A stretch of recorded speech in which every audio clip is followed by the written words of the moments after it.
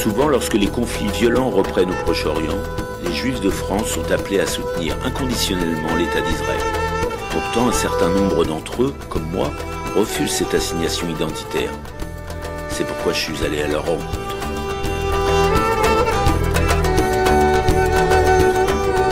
De mon judaïsme, qu'est-ce qui reste? J'ai rien à rejeter. Il me reste des souvenirs, il me reste les persécutions, la cuisine et la musique, mais pas d'attachement à un pays. Quand on est juif et qu'on arrive en Israël, on est tout de suite d'un côté, on est tout de suite dans un camp, on ne voit qu'une seule facette des choses, et c'est très difficile de passer de l'autre côté. Il faut rencontrer les gens au quotidien pour comprendre ce que ça leur fait à leur vie, de rien pouvoir faire, de rien avoir le droit de faire, de demander l'autorisation pour tout. Israël doit son existence à une décision de l'ONU.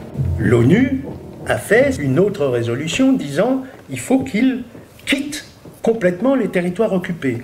Depuis 1967, Israël remet en cause la structure à laquelle il doit sa légitimité. C'est ça qui est absolument indéfendable.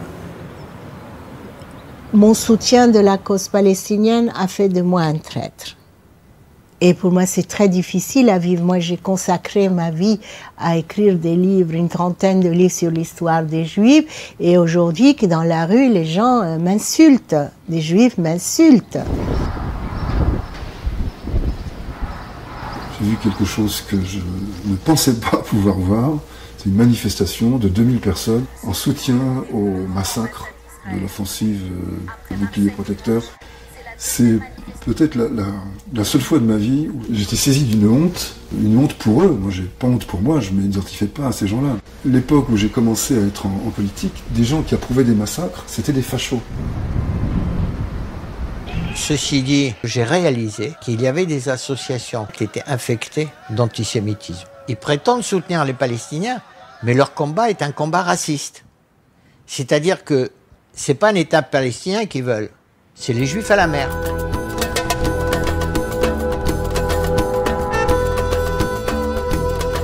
L'avenir ne pourra s'envisager que dans un contexte où de toute façon il y a les mêmes droits pour tous et ne peut pas s'envisager avec un État qui est vu comme un État ethnique.